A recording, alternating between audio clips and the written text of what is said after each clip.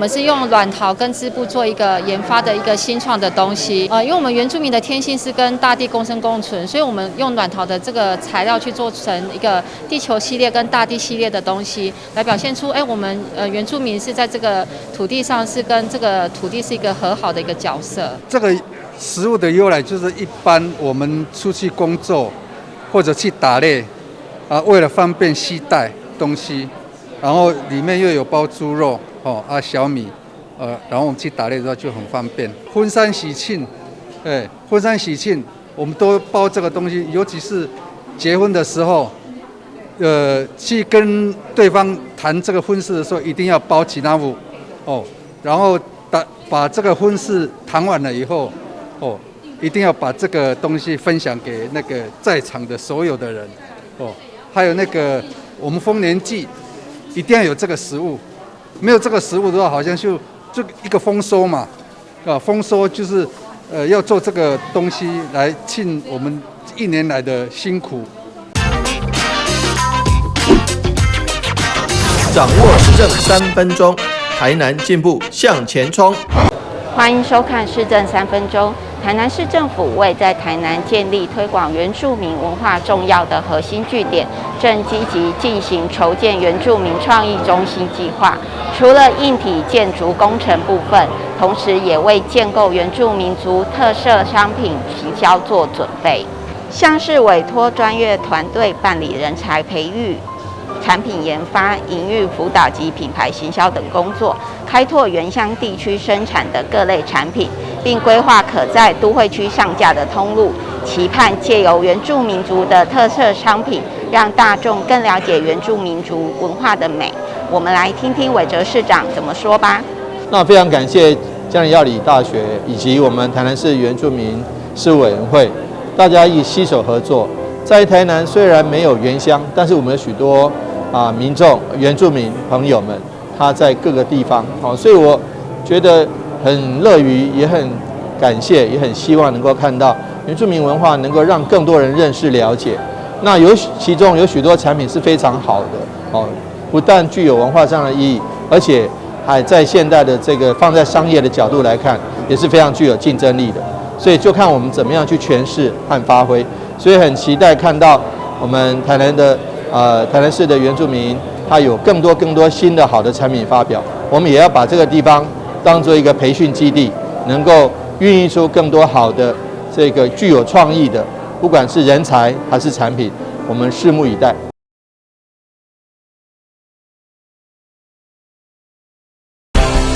接下来请收看中嘉新闻。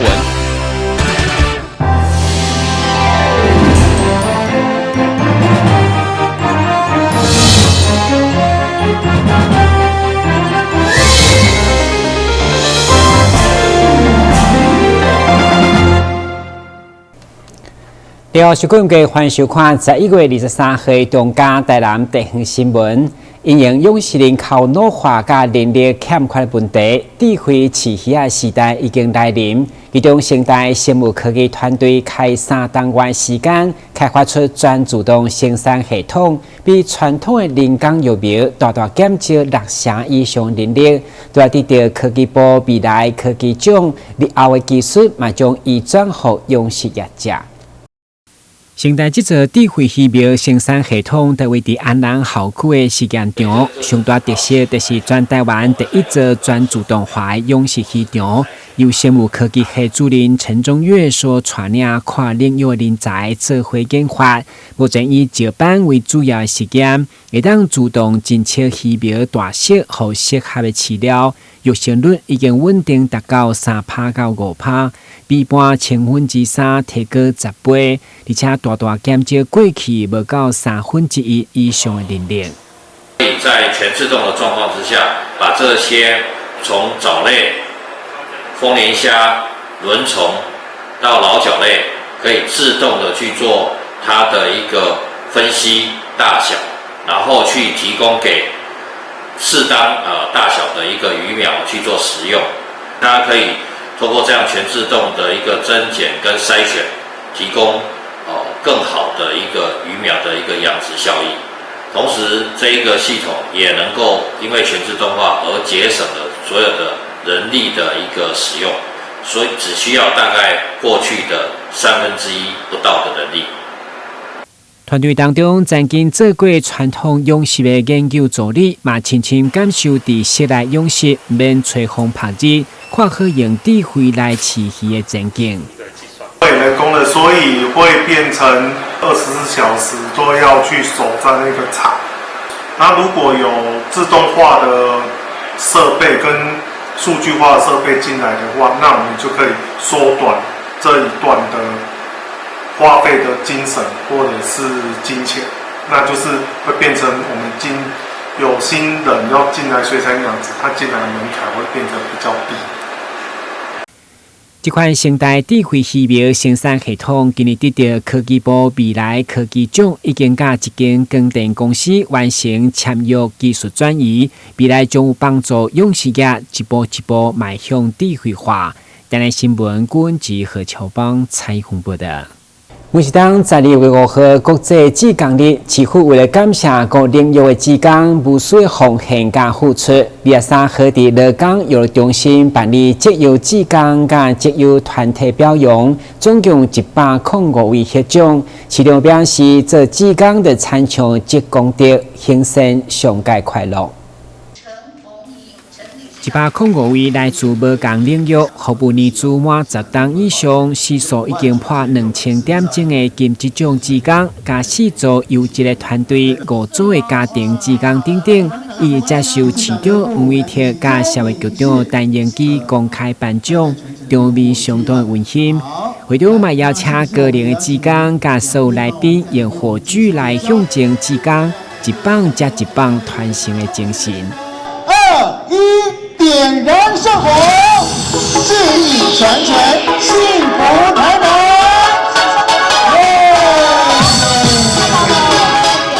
但是有17000多个，事实上都已经服务超过很多年的哈。那累积的时数，每个志工平均有187个小时。这个不是说你挂几个名，志工你出来这些的当表扬，真的出来服务的哈，真的是非常谢谢。那我想。没有了志工，台南市一定变得非常非常糟糕。因为政府的力量有限，公务员人数有限，但是志工所付出的却是大家都看得见。所以我想在这边特别谢谢各位，也要祝福大家平安喜乐，因为行善最乐，好，那做志工最快乐。其中83岁担任志工服务已经35档的谢美英，除了欢喜心，长期奉献付出，获选金质奖的肯定，嘛因为伊鼓舞厝内人拢出来做志工，摕下家庭志工奖，成为双料得主，全家伙仔做伙留下甜蜜的回忆。自从加入85人加入志工的话，那时候很开心，很喜乐啊，感觉都没什么烦恼啦。我全家都是志工，全家女儿、大女儿、媳妇、那个孙啊，拢老公，统统志工。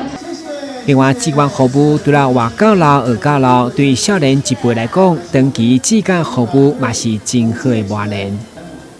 不管是小朋友、长辈，然后到社区去做服务，那我们也到偏乡，也到原住民的小朋友。那就是今天很荣幸可以荣获这个就是服务10年以上，然后时数2000小时以上才能荣获的金质奖。那非常感谢就是森林之声广播公司董事长就是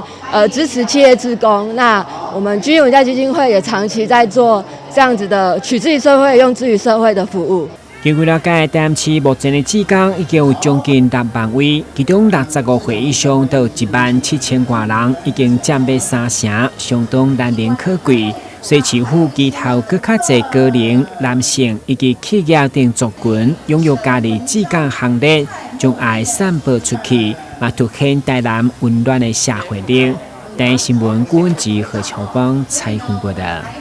台湾对108年开始已经迈入个人化社会，所以天下大饭店今年的感恩节餐会嘛锁定在地65岁以上的弱势长辈，都要让大家享受一顿青草，有提供爱心厂商的伴手礼以外，会长嘛宣传政府推动长期照顾用心，让大家感受社会温情。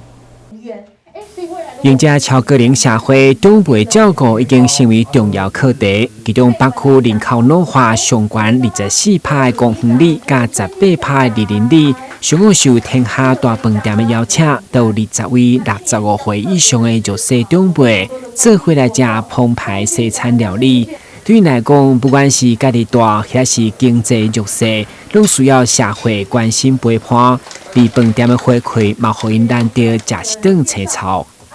老人对阮的，互阮感觉讲，伊若像我们的长辈啦，嘿啦。可是咱讲正经的，有时候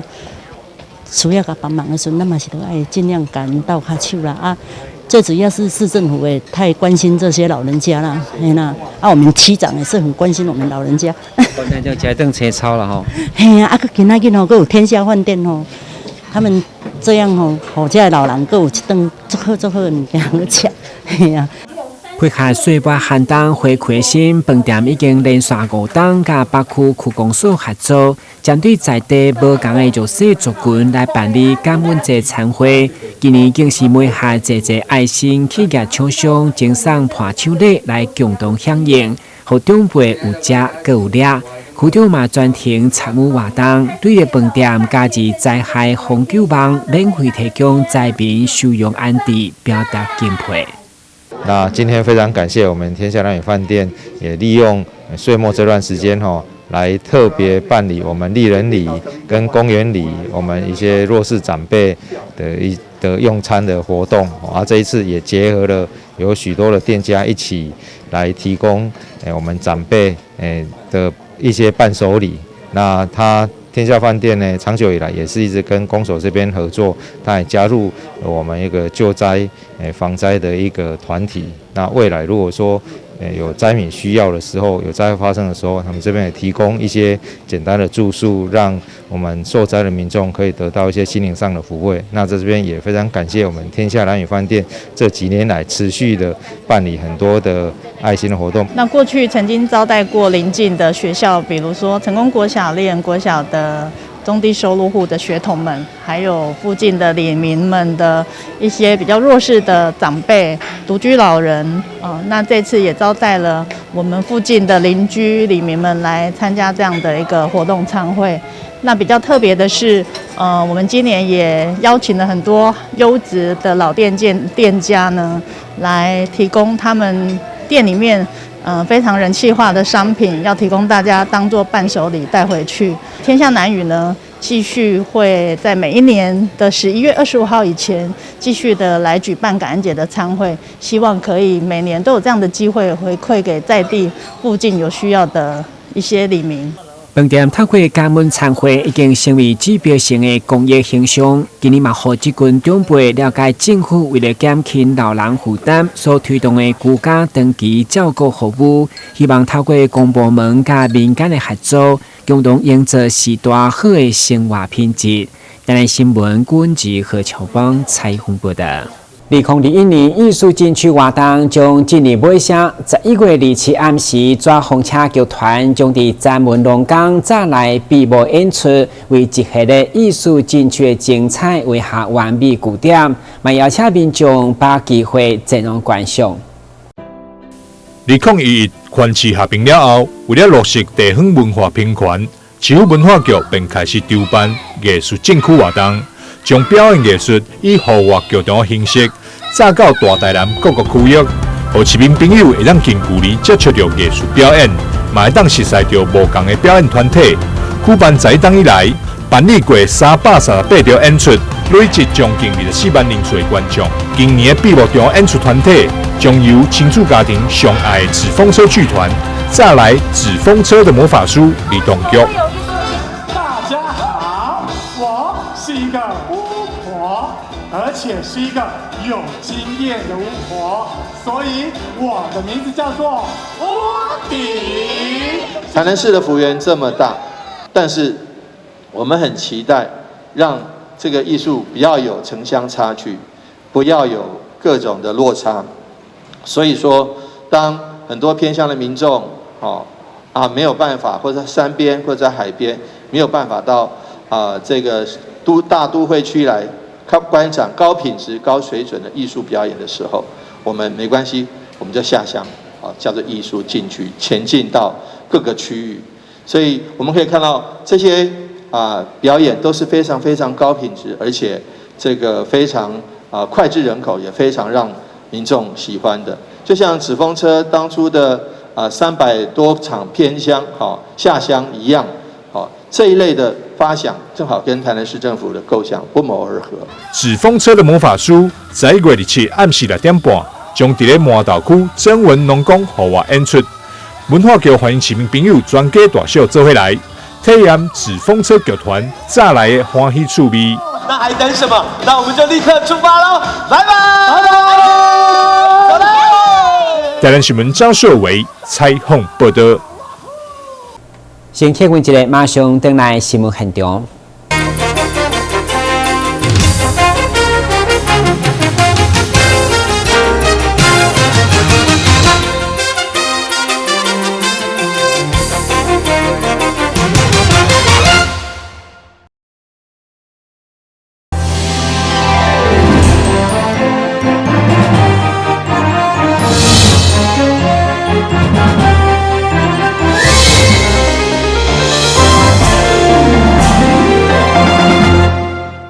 报道北京公司分享资源，甲中华艺术科技大学合作培育4工人才。22号，该公司正式捐出5台市价180万的光学仪器，借此加强学生临床的实务经验。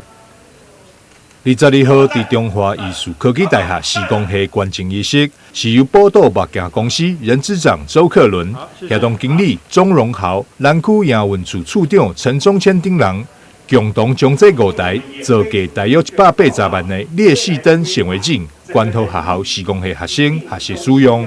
提升因伫施工领域的专业技能，也就此培养施工人才。怎么在学校的阶段的时候，就让学生呢可以学习到企业的某一些核心的能力哦。那我想这个未来在验光人员法通过了以后，我觉得这样子的一个模式，未来在宝岛会越来越多，尤其跟中华医事科技大学的合作，因为中华医事大学可以说是南部我们最重要合作的伙伴哦。那从过去到现在来讲，大部分南部的我们一些优良的人才跟重要的一些干部也都是从中华这边引流进来的哈，所以我想今天这个只是一个开始，未来有更好的合作。为了宝岛目镜公司的捐赠，予施工系学生伫专业技能学习上加添力气，也缩短了下用落差。谢谢宝岛捐赠这些仪器给我们这些学生使用，让我们能够在未来可以直接上手，然后在面对顾客的同时，也可以让我们很直接的去运用它。我们出去实习的时候呢，可能接触到的很多牌子，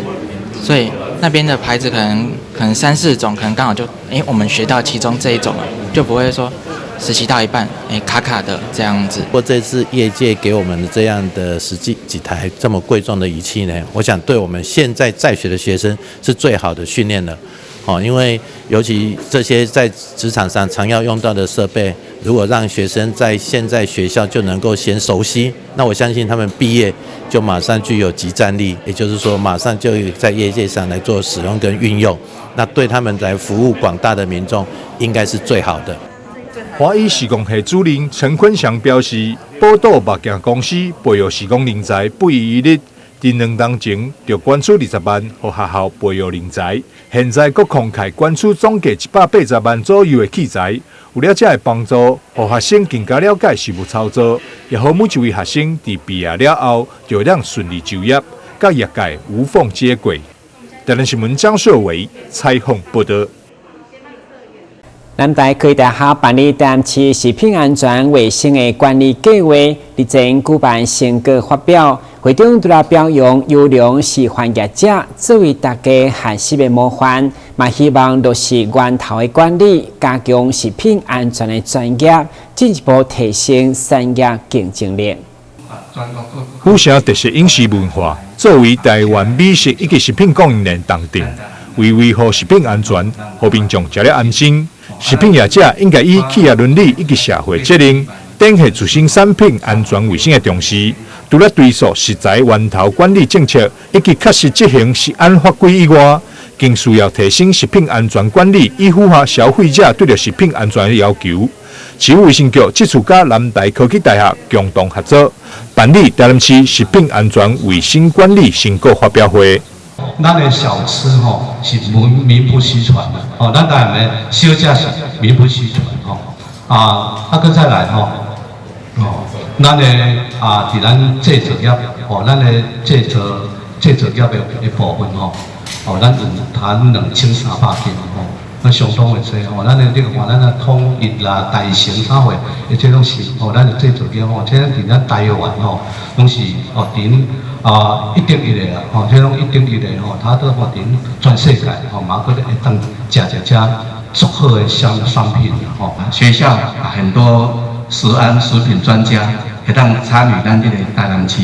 食品安全体系的这个辅导工作，嘛互咱这个业者伫这个计划的迄个帮助之下，咱的整个食品自我管理整个的安全的来制造这些食品上得到很好的一个协助。